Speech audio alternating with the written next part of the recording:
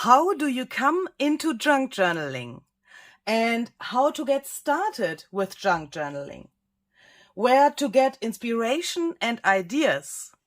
And last but not least, why the city Rome is so important for me and for answering the previous questions.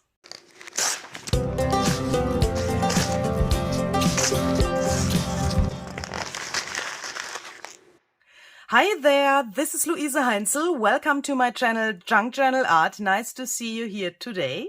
Today I would like to answer some of your questions that you've asked within my 365 Days Journal series here on my YouTube channel. This, what you can see here on the right side, is my 365 Days Journal where I'm trying to answer your questions. I have asked you to ask me what you always wanted to know about me, and within this series I'm trying to answer your questions while creating something in this journal here. You have asked me how, when, and why I started junk journaling. So I've decided to take out my very first junk journal. I would like to show you this journal because I think that, the reason why I made this journal is a very good reason to start junk journaling at all. So before I go into my 365 Days journal today and create a page, I will go into this journal and show you this journal and I would like to explain you why I've made this journal. So this is a traveler journal. It's not a traveler's notebook, as you can see. A traveler's notebook has a special size, but it's a traveler journal because this is documenting my travel to Rome in the year 2017. And that's also the year when I started junk journaling.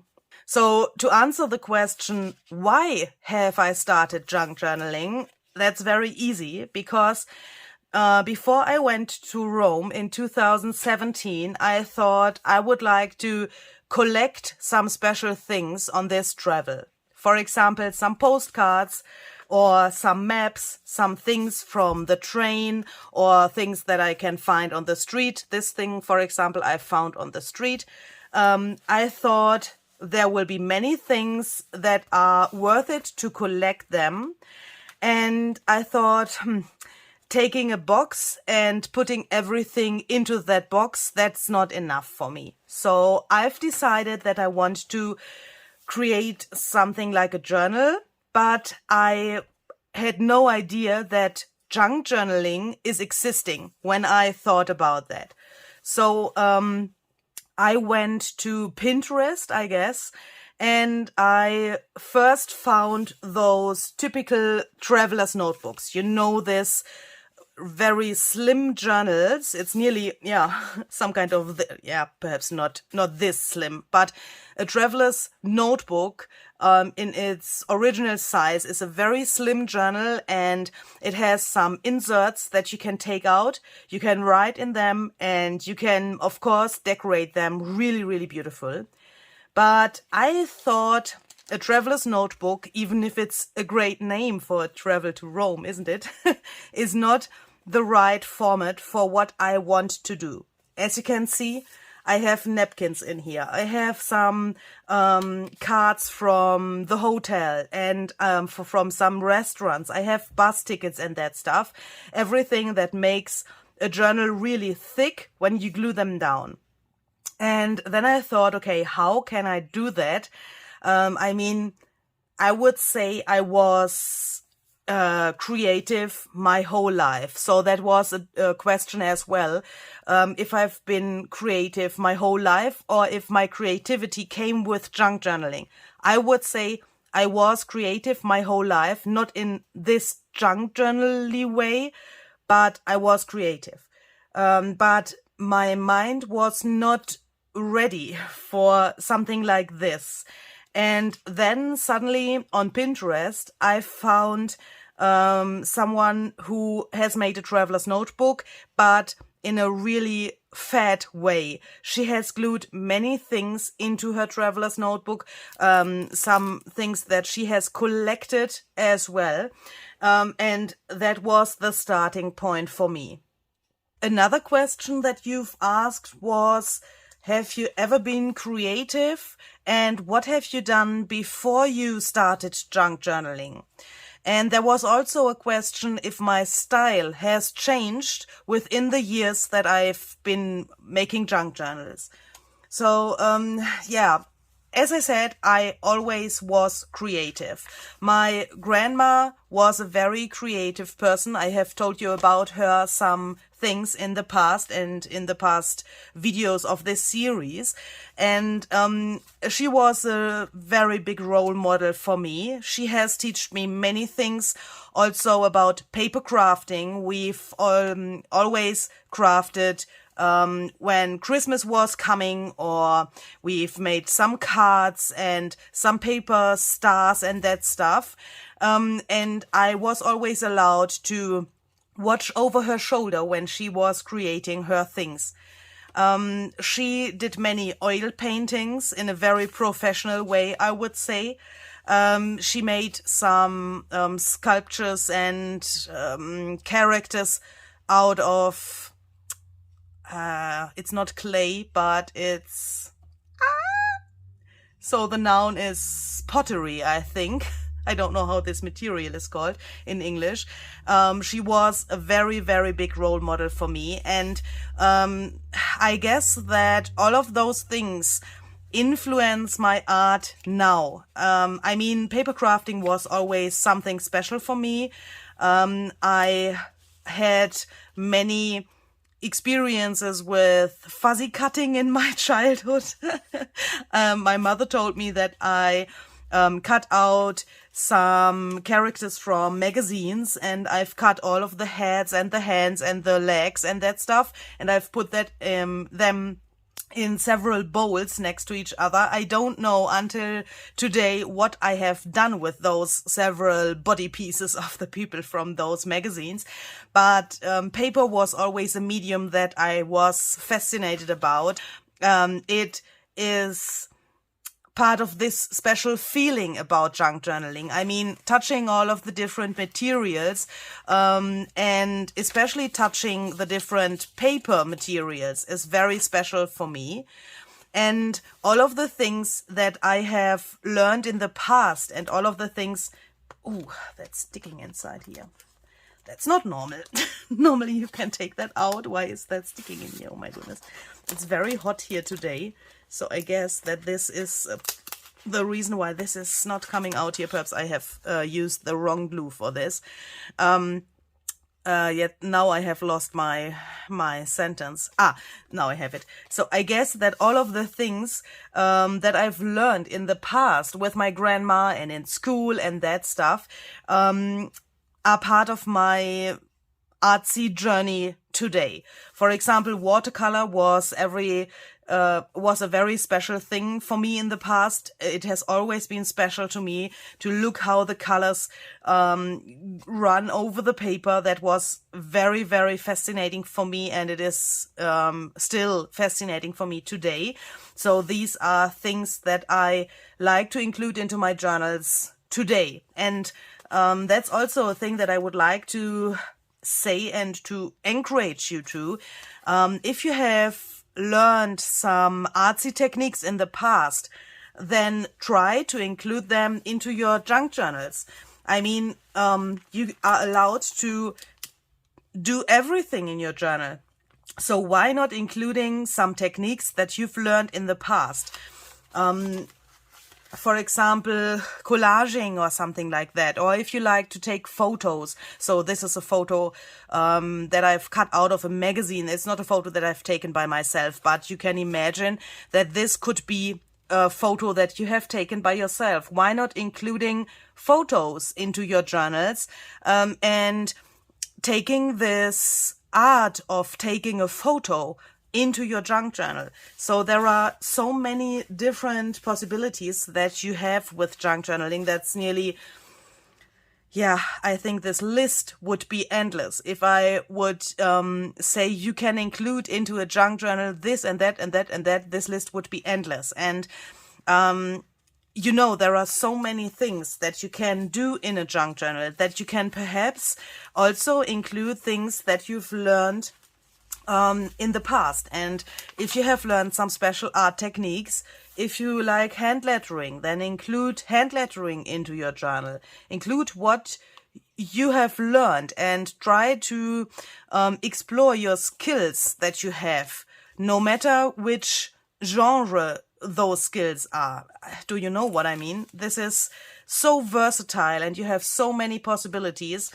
And I think that starting a traveler journal is a really good starting point for junk journaling because you have a goal.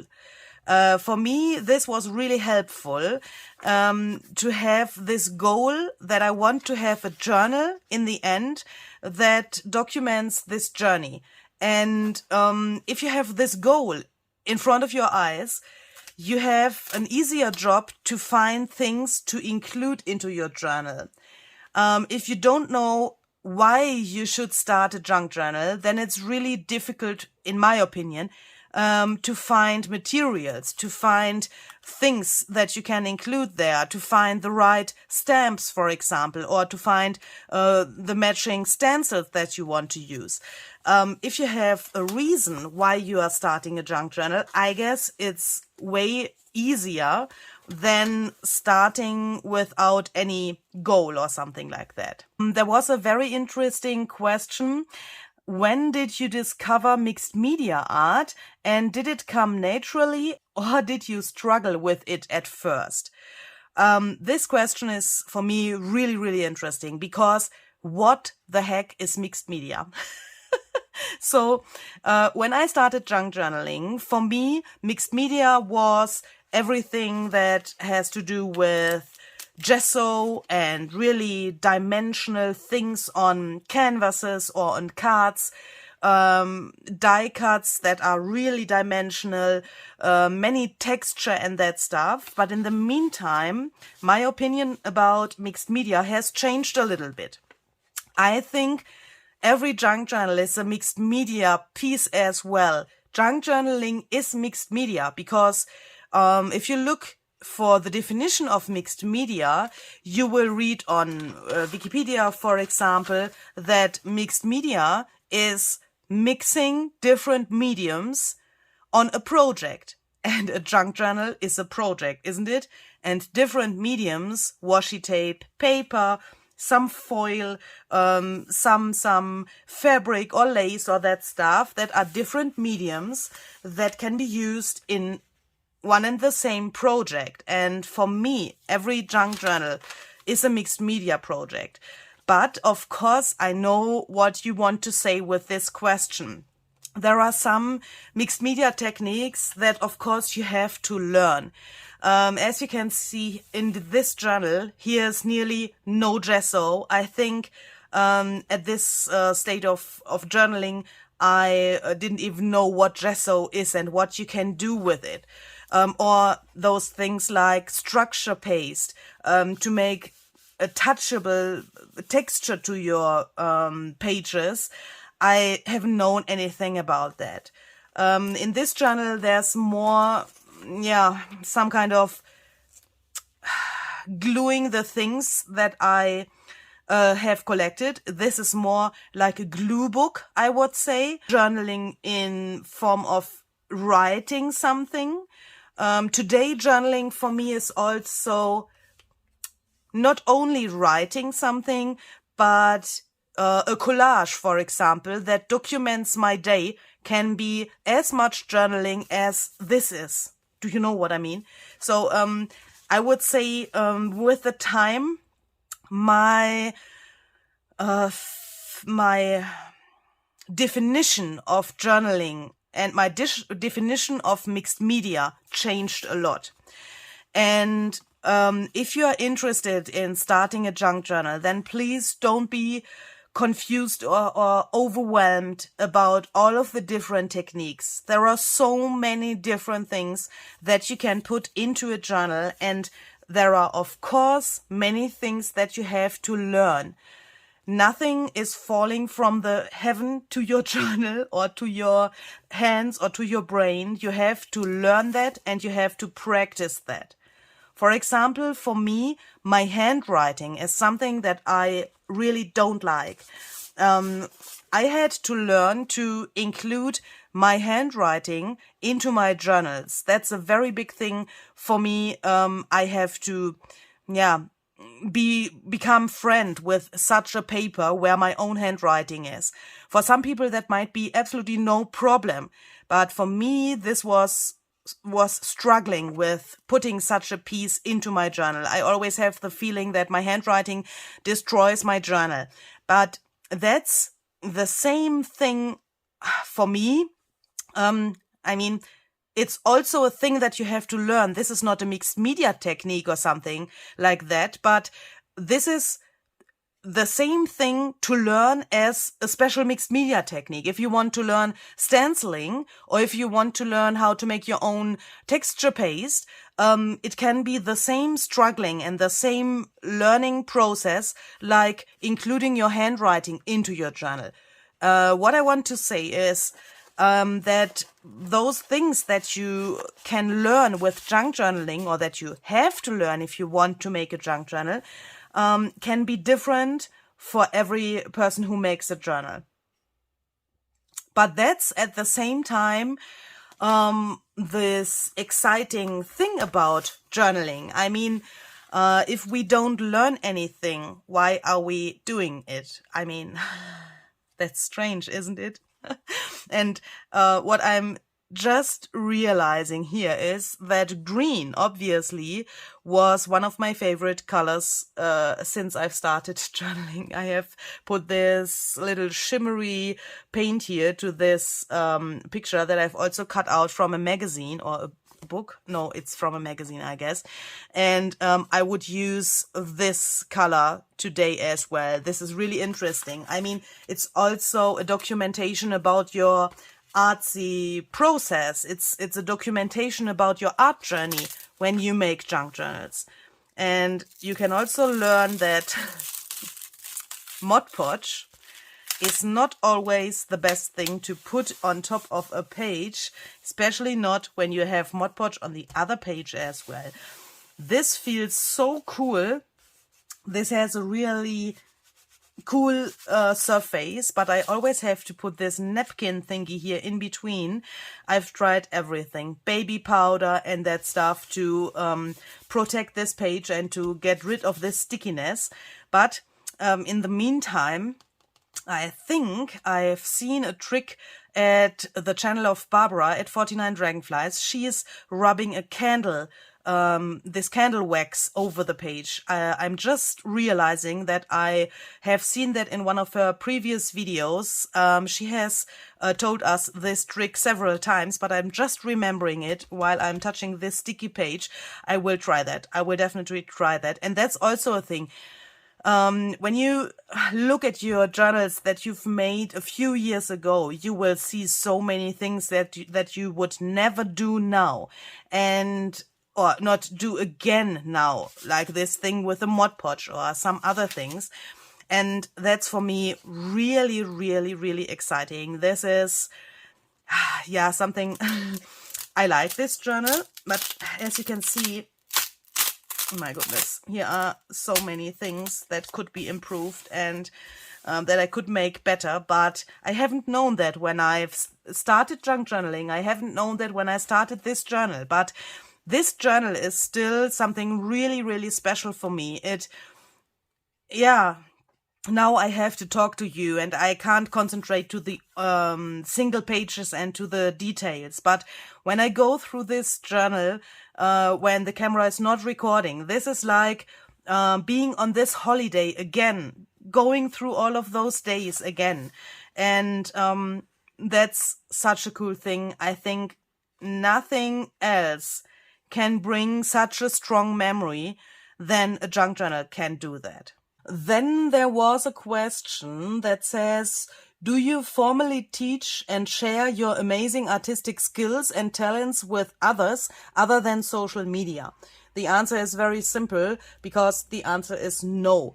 The only place where I'm sharing my skills and my ideas is social media. So that means here on my YouTube channel and on my Instagram, on my website, and I'm on different social media channels where you can find me. So all of my social medias are listed down below in the description box. There you can find me, and if you want, you can follow me there.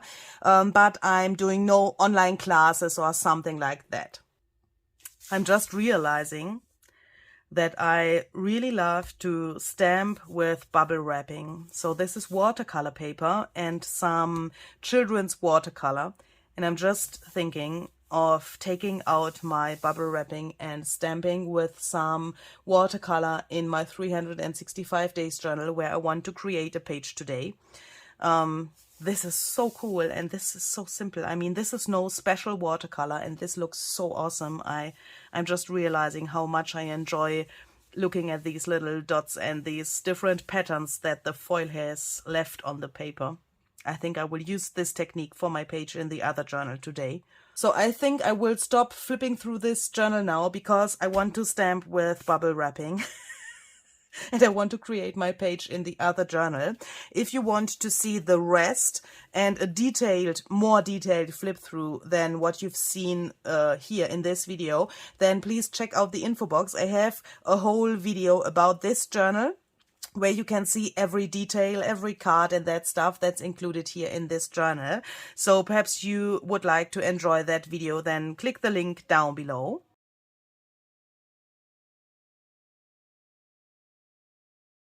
Okay, so I think I would like to use this page as a base. I guess in the end we will only see some of this frame of the page because I will cover this up with some patterns and some pictures. I will show you that in a second. So first of all, I would like to cover this with some white gesso so that the page is prepared for some more wet mediums. So let's do some mixed media. Many of you have asked me where I get my ideas and my inspiration from. So I guess this is nearly,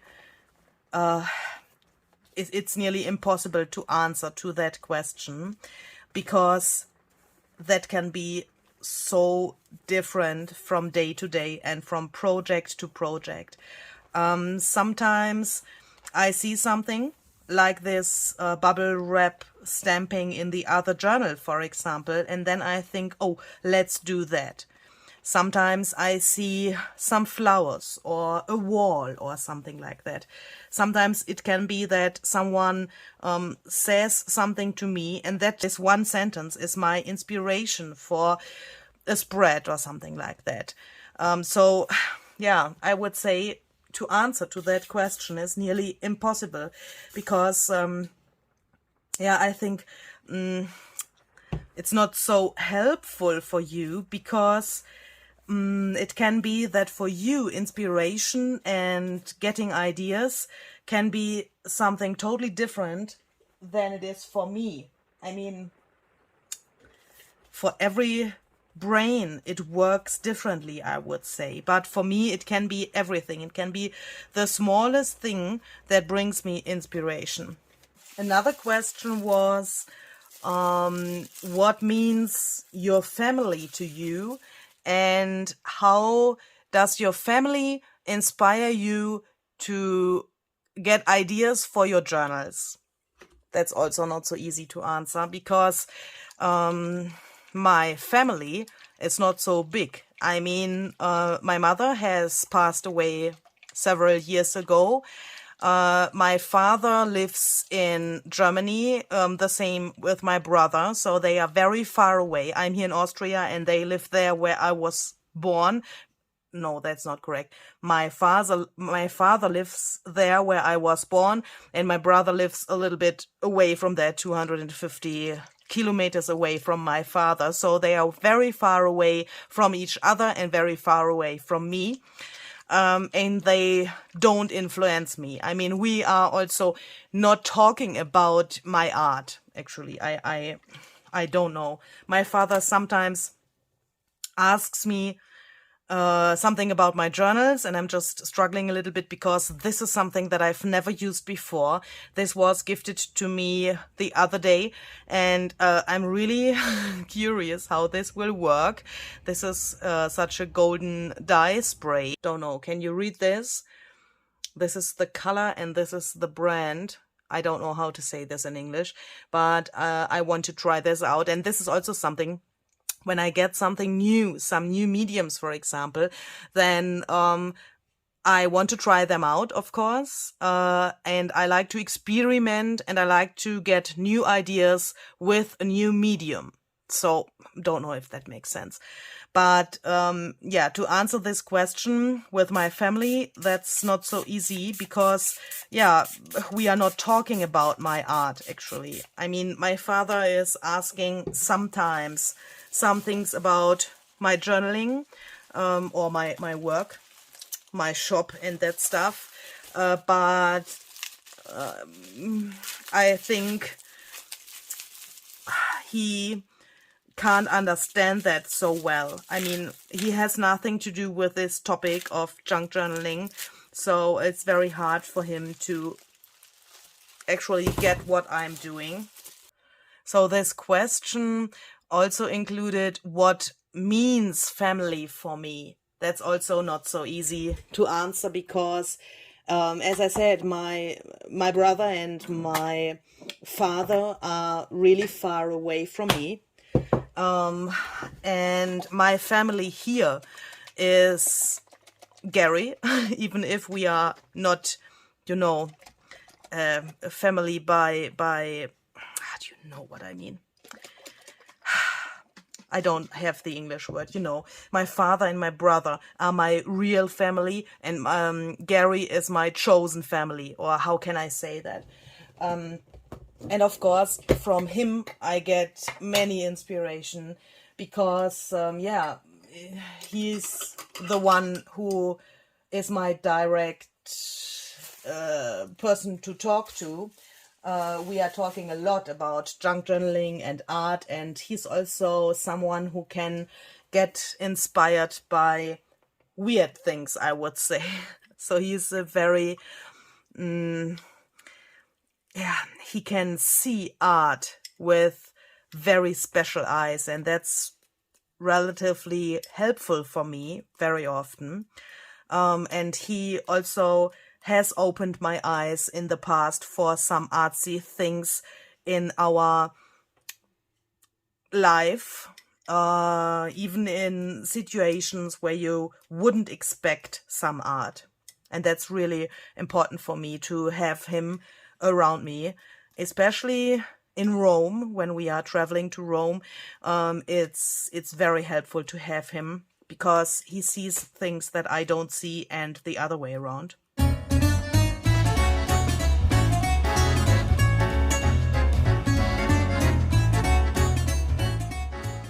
So there were two other very interesting questions that say, what do you do when you run out of ideas for something new or different than you've already done?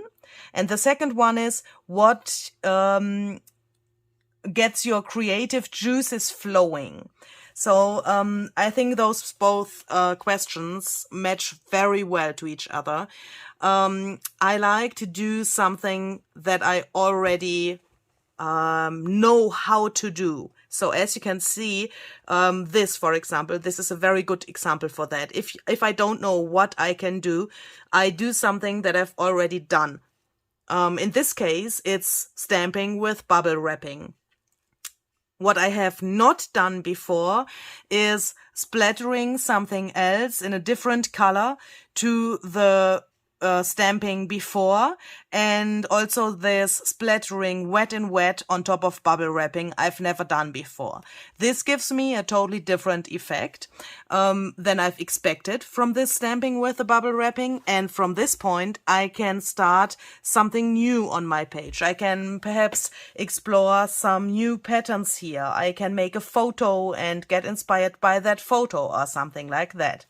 Another thing that I like to do is, when I'm struggling with new ideas or when I have the feeling that my creativity is not flowing, I like to do some digital art. So, of course, art in a journal is something totally different than digital art. But for me, it has some parameters that are the same. And I have made a new digital printable paper collection. That's a while ago that I've made that. I would like to show you that here. I've published that in my Etsy shop a few hours ago.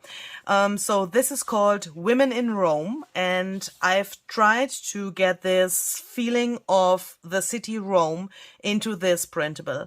There are some junk journal pages that I'm showing you here, and there's also an ephemera pack that matches these pages here. I will put the link to these both items down below in the description box. I will use the pages today, or some parts of the pages. I will not show you the ephemera pack. If you want to see the details of that, please check out the link down in the description box. There you can find the link to my Etsy shop and you can check out the details of the ephemera pack. And yeah, making a digital paper for me is really relaxing, even if it's often also challenging. And this was, especially this printable, for me was like traveling to Rome again and meet all of these women in the city. So as you can see, we have some really famous buildings of Rome in the background. For example, this is the Trevi Fountain, and some other buildings probably you notice. Even if you haven't been in Rome, you will notice them from postcards or, this is the Colosseum, for example, as you can see. And yeah, I have to say, I really like these pages. This is so cool. And the photos in the background I have all taken by myself. So everything that you can see here in the background, of course it's manipulated digitally, but I have taken all of these photos by myself. And here's also my absolutely favorite coffee bar. It has these oranges here in front of the coffee bar here on this table, and the whole street smells like oranges. This is so cool. There was another really interesting question that says, how did you find your style of art / junk journals, and how do you get past the ugly stage? Very interesting question. Thank you very much for that. What I'm doing here is, I would say, the ugly stage. It looks really, really strange. And it's really hard to think about what can I do next to come to a point where I think, okay, now I'm satisfied. And that also, I think, has to do very much with finding your own style. I think finding the own style is a very, very difficult thing. To talk about that is a very difficult topic for me. I guess that your style can change with every project that you're doing.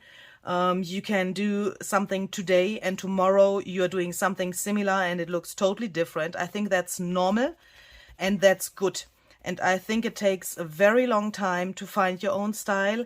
I think I haven't found my style yet. I'm on a good way, I think, but I think it takes years until you have found your own style. And Barbara at 49 Dragonflies has said something really interesting about finding your own style in our last podcast that we have recorded for her channel.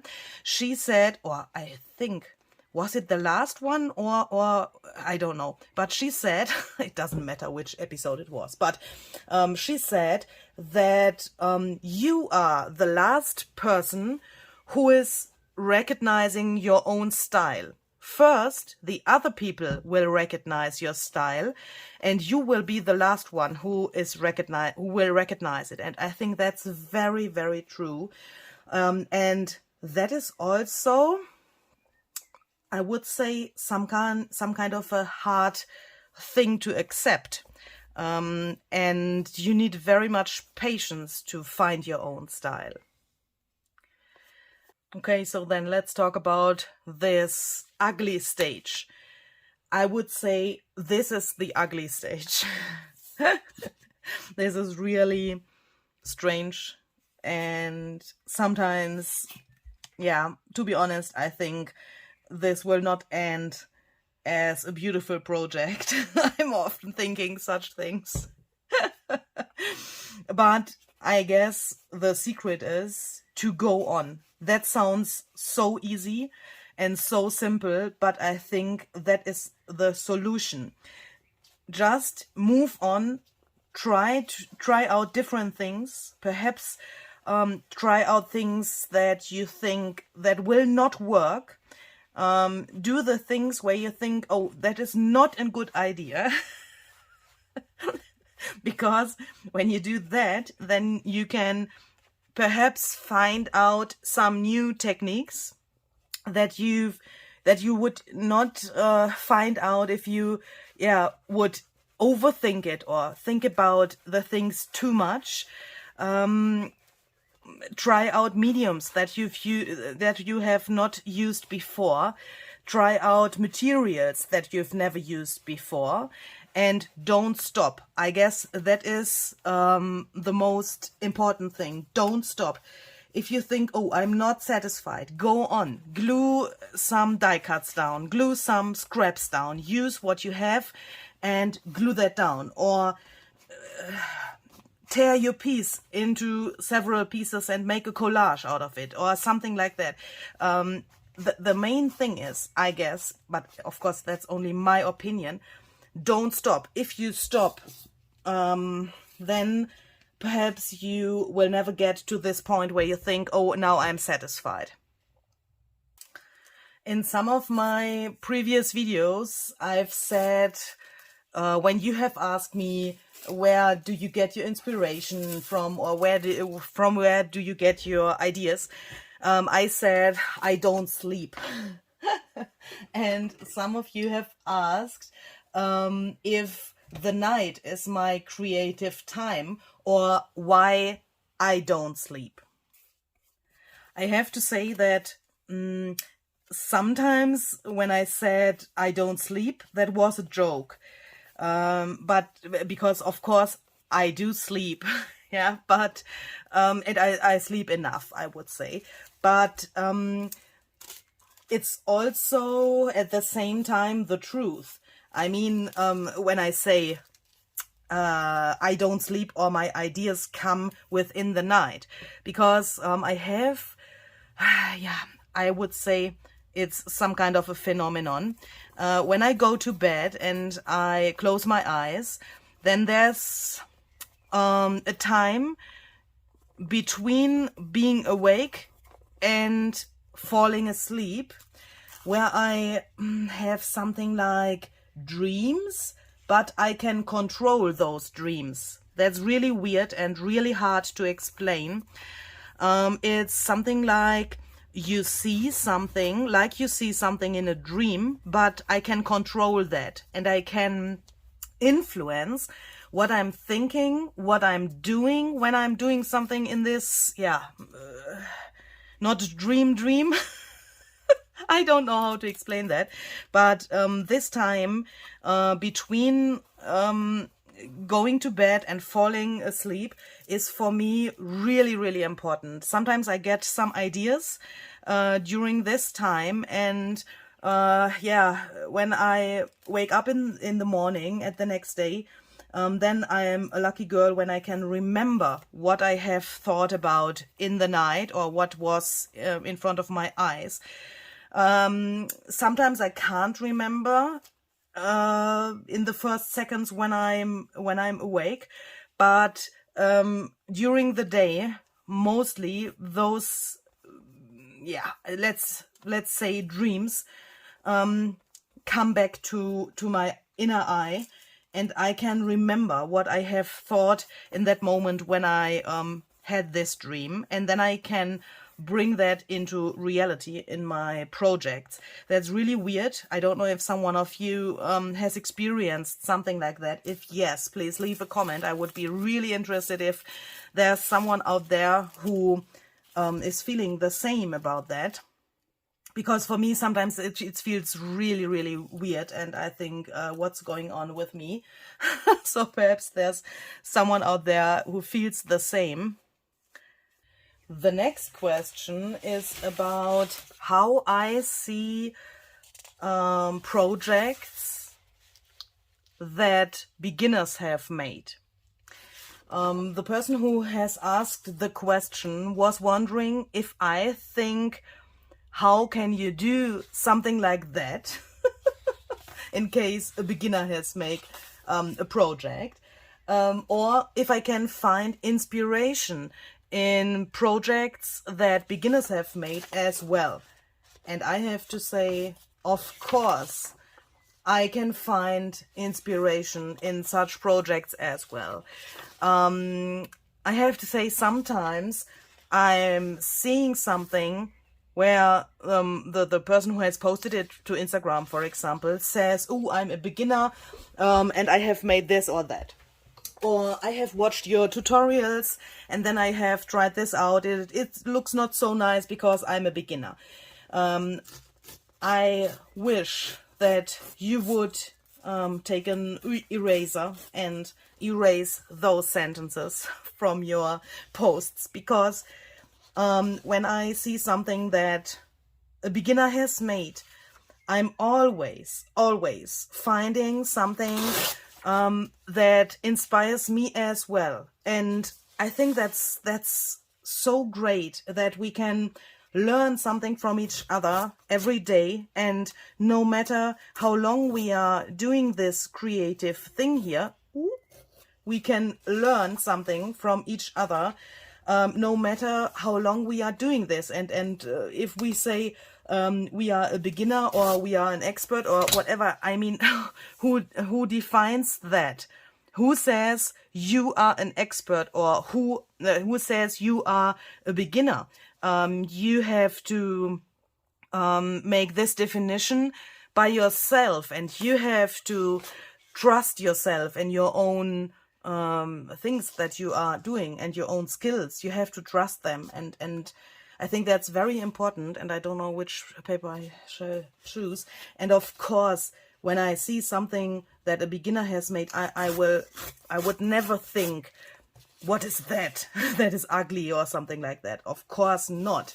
I mean, why am I doing this here? Why am I sharing my stuff here? I would like to give you inspiration, and of course I would like to find new people who are as thrilled about junk journaling as I am, and of course I would like to encourage you to try this out. And then of course there will be some beginners and people who tried something out for the first time, and I'm happy about that. Why shall I think, oh my goodness, what's that? Of course I'm not thinking that. Never, never, never, never. Next question. What challenges you? What do you worry about? And what do you do to work through those thoughts and feelings? What prep talk do you give yourself when your project does not turn out as you imagine? So, I think the most challenging thing is something that I'm doing here at the moment. For example, right in this moment, something happened. I'm trying to get this brush out of a new stand that I have for these brushes. I can't show you that because it just fall apart there on the left side of my table. But a really challenging thing is to talk and especially answering to questions while I'm crafting and while I'm thinking about what I want to do here. That is really, really challenging for me. I mean, it's not the same to craft for your own and to craft with a camera that is recording above your hands and above your head.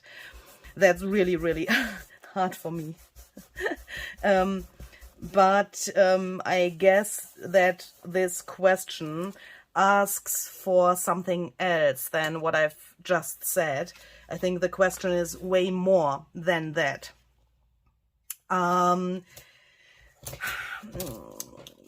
What you see here on my YouTube channel and in my videos is, of course, an edited version of the reality.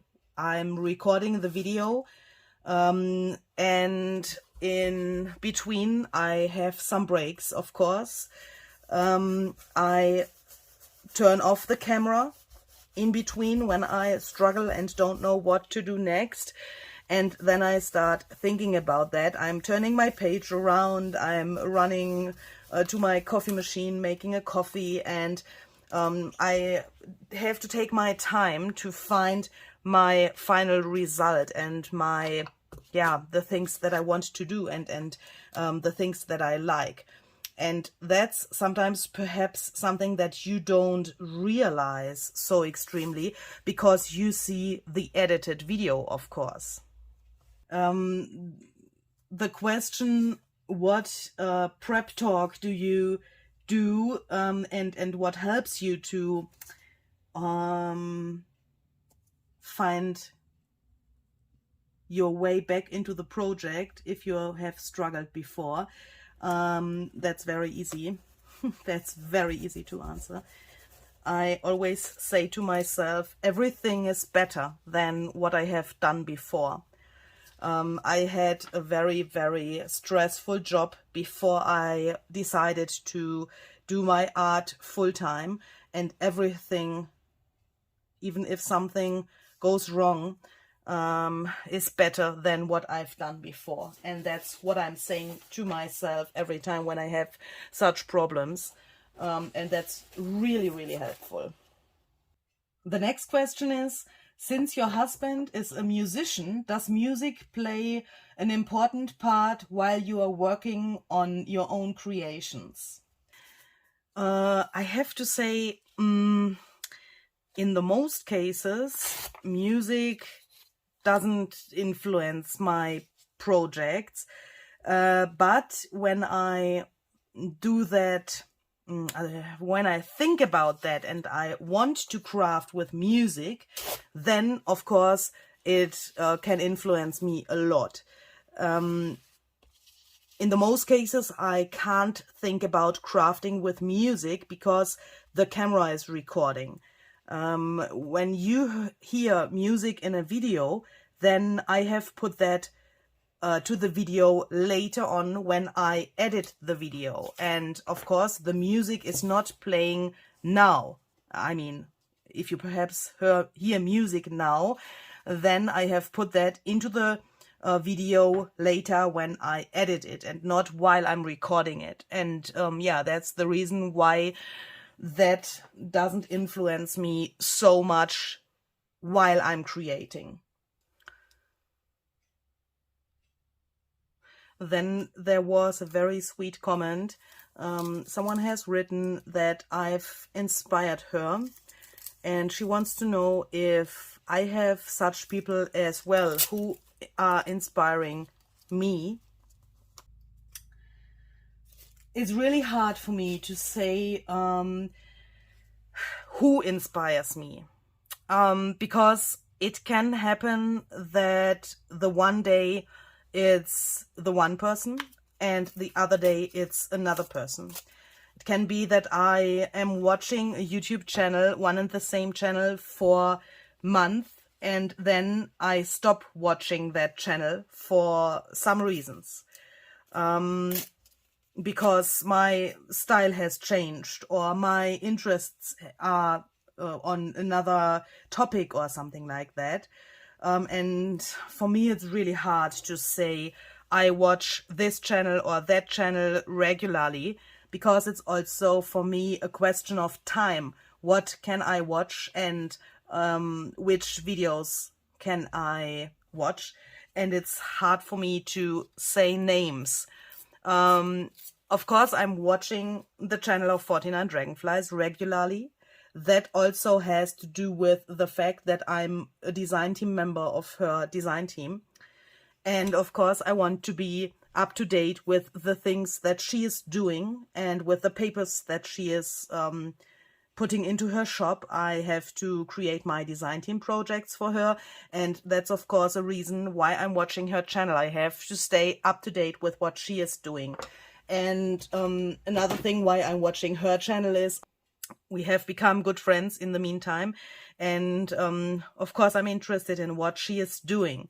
And if you know someone from YouTube in person, then it's a totally different thing. Of course, you are watching his or her videos then regularly. But I also watch other channels, and I can't tell you which channels that are, because it can happen that today it's this channel and tomorrow it's another channel. But of course, there are people who are inspiring me. Yes, of course. The next question is also really interesting.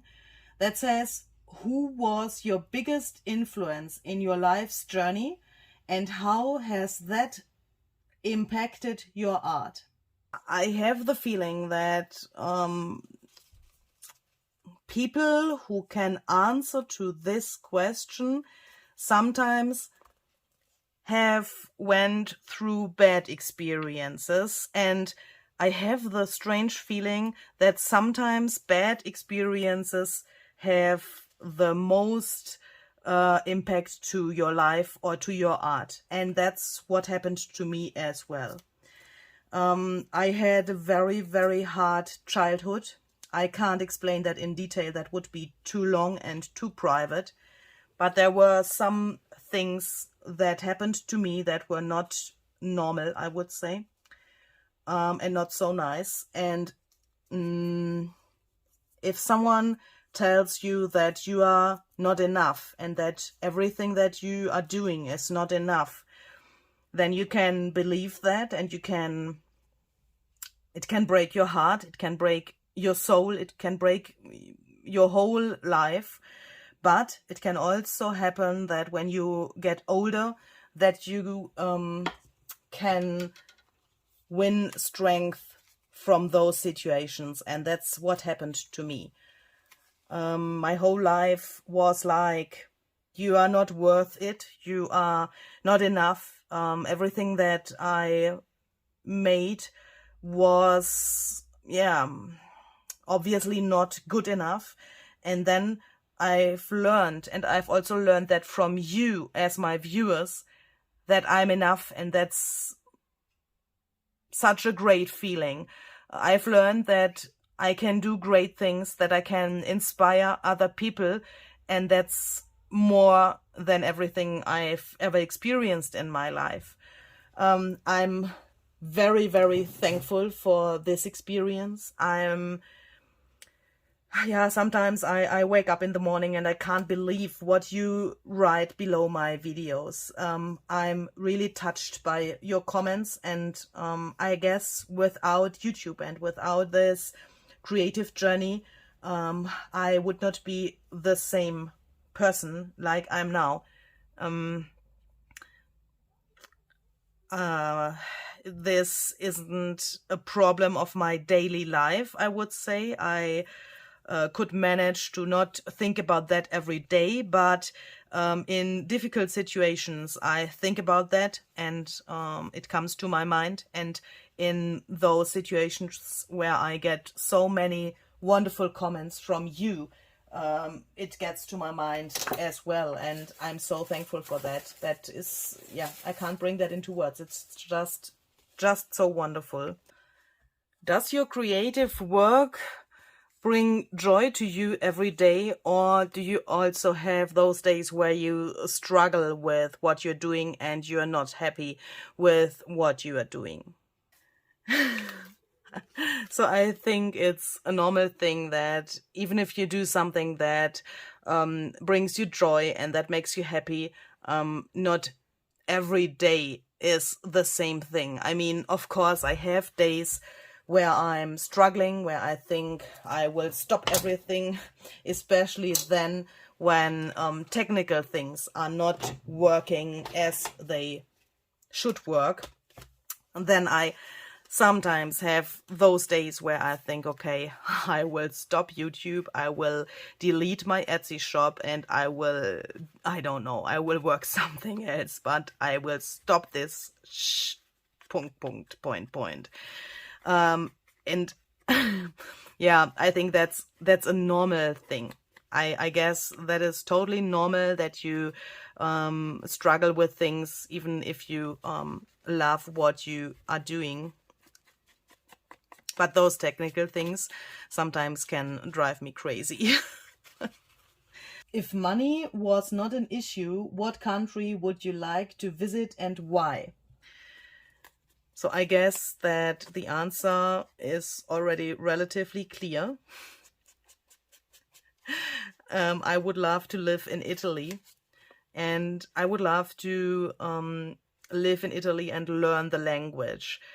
If I am on a holiday in Italy, then I won't get lost. Let's say it like that. I can order my food, I can go shopping, and I can talk a little bit to the people, like something like how are you and that stuff, or I can ask for the direction if I don't know the way to a building or something like that. But I would love to live in Italy. That's a very big dream. But of course, that can only happen if I also learn the language. What is your idea of a favorite holiday and where would you like to travel? Yeah, so interesting question. Very interesting question. Same answer as before. No, I have an answer. I will tell you the answer. So I would love to travel to Rome again, but not only traveling to Rome, but at the same time doing some work there. So I would love to do what I'm doing here now while I'm traveling. I thought about a travel to Rome and then making some videos for you. So my favorite holiday would be some kind of a work holiday where I can take you with me, because I have the feeling that I want to tell you more about this city and my experiences there. Rome is such a great place to be, and I would love to take you with me there and show you the different places that I enjoy there. And for me, Rome is like my second home, and that will always be the place where I would like to travel to. So yeah, it will always be Rome. Barbara at 49 Dragonflies has asked, what's your second most favorite place for vacation and why?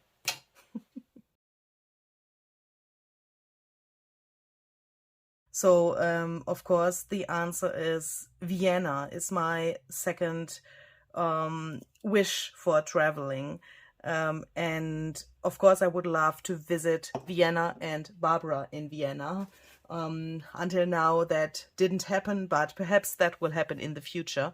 And I'm just wondering what happened here with my stenciling.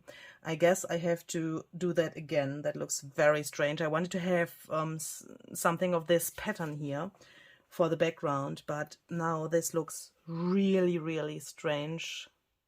Ooh. But perhaps when this is dry, it will change its color a little bit, and then it will be okay for another layer for the background. So let's see.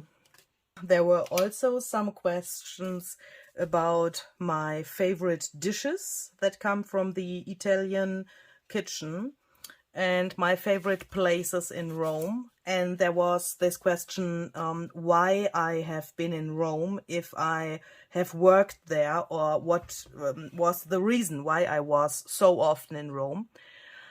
So every time I was in Rome, it was a holiday. It was just for fun. I was not working there. And where is my brush? Oh my goodness.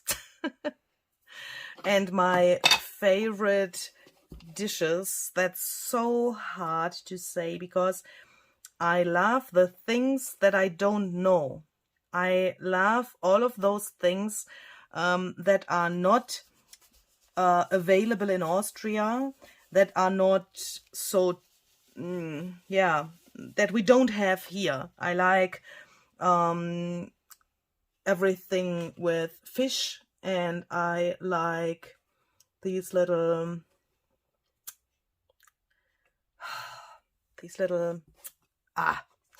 what's the word?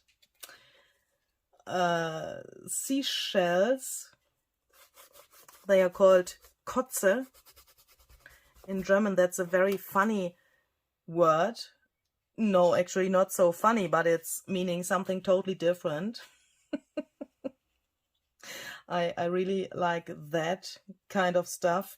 I like pizza, of course, and I like every kind of pasta, especially when it's homemade. There are different restaurants in Rome, of course. Some of them are selling homemade pasta. Yeah, pizza as well, but we have talked about pasta before. And it's a special thing when you can see all of those, yeah, a little bit older women who are making the pasta. I really like to watch like to watch them making the pasta. Sometimes you are allowed to stay in front of the window of the restaurant and you can watch how they are doing that, and that's really, really fascinating for me. I really love that. It's hard to explain which are my favorite places because Rome is such a big city and such a fascinating and sometimes overwhelming city for me. I can't tell you what are my favorite places. I really can't do that. I have thought about it, but every time I thought about a favorite place, I thought, oh, there's another place that I also like, and it's really, really hard to say.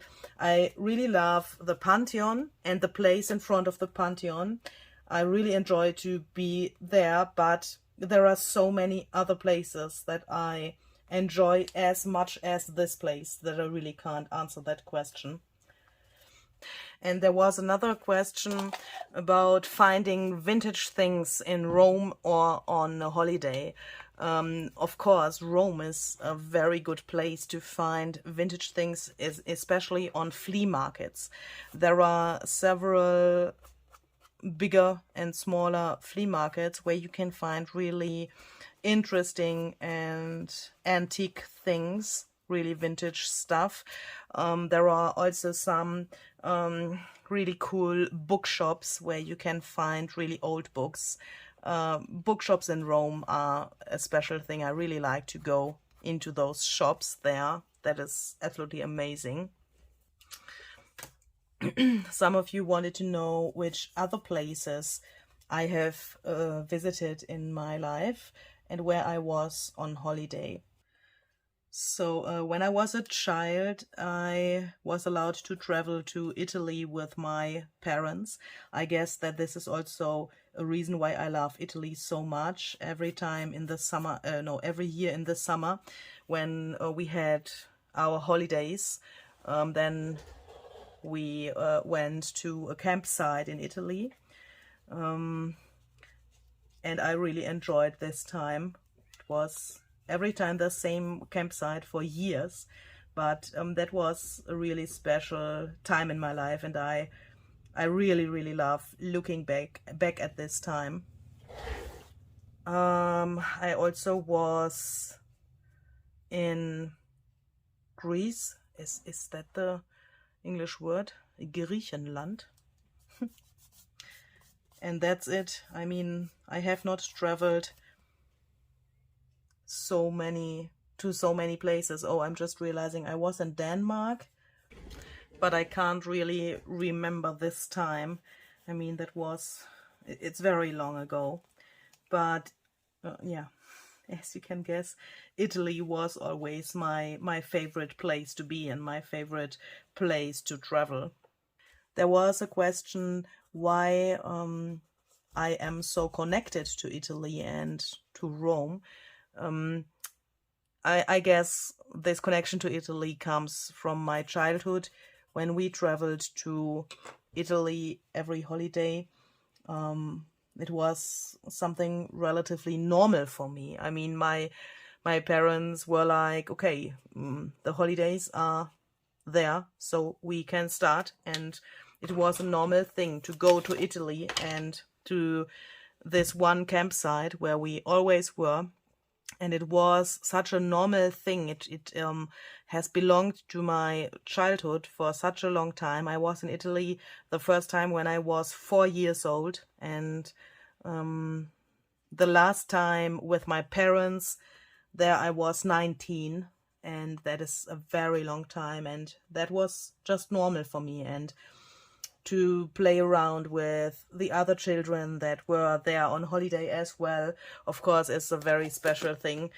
And I guess I've learned some of the language as a child as well. And yeah, normal thing for me to go to Italy in the summer holidays. So I guess that this page is finished. I'm just thinking if I want to add such a die cut flower here or there. Have these wildflower thingies here from Tim Holtz. Ooh, this is very great, but very golden as well. I don't know if I like this. This is relatively massive here, even if the color would fit really, really well. Ooh, that looks great. But it's really, really big, I think. I mean, the others are have the same size, but perhaps they are not so massive because they have not the same color. I guess this gray fits really well to the rest as well. Ooh, this is the same die cut, but it has a lighter gray. I really, really like that. I haven't thought that this looks so fantastic. So I hope you've enjoyed this video. And of course, I hope that I could answer your questions so that you are satisfied with the answer. If there are any other questions, please feel free to ask, and perhaps you get some answers in those videos that I have already published within this series. There are some videos in a playlist where I'm answering some of your questions that you have asked. Perhaps you are interested in that and getting to know me a little bit better, then please check out the playlist. It's linked down below in the description box for you, so that you can check out the other videos as well. There I'm also creating a page in this journal while I'm answering to the other questions. I'm really, really stressed about the fact that my zigzag stitching here is now lost because of these die cuts, and I could cry.